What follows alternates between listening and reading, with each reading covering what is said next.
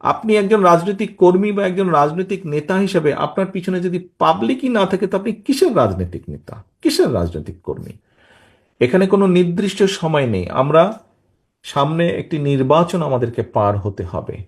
এই নির্বাচন পর্যন্ত আপনাদেরকে 31 দফা কর্মসূচির মানুষের কানে কানে নিয়ে যেতে হবে, ঘরে ঘরে নিয়ে যেতে হবে। দেখুন, কেন্দ্র থেকে আমরা 31 দফার বিষয় আমাদের জেলা উপজেলা পর্যায়ের নেতৃবৃন্দ আপনাদেরকে আমরা তুলে ধরেছি, বিএনপি সহ অন্য অঙ্গ সহযোগী সংগঠনের নেতৃবৃন্দের সামনে তুলে ধরেছি।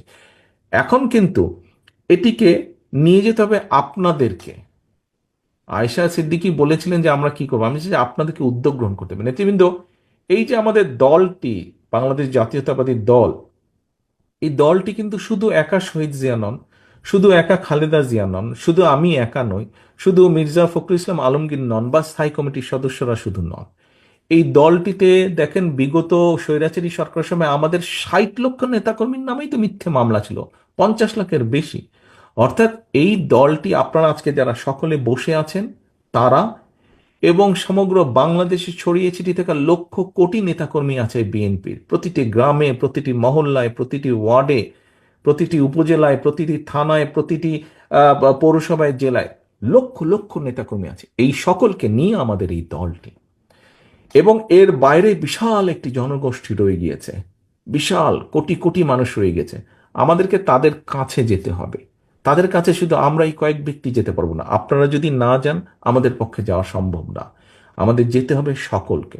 প্রিয় সহকর্মীবৃন্দ, আজকে এই প্রশিক্ষণ করার উদ্দেশ্য হচ্ছে, এখন দয়া করে আপনারা জেলা নেতৃবৃন্দ আপনাদের সকল উপজেলা বা থানাদেরকে নিয়ে বসবেন।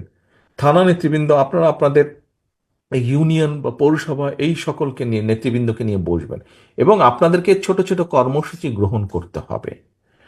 এখানে কোনো নির্দিষ্ট সময় নেই। আমরা সামনে একটি নির্বাচন আমাদেরকে পার হতে হবে।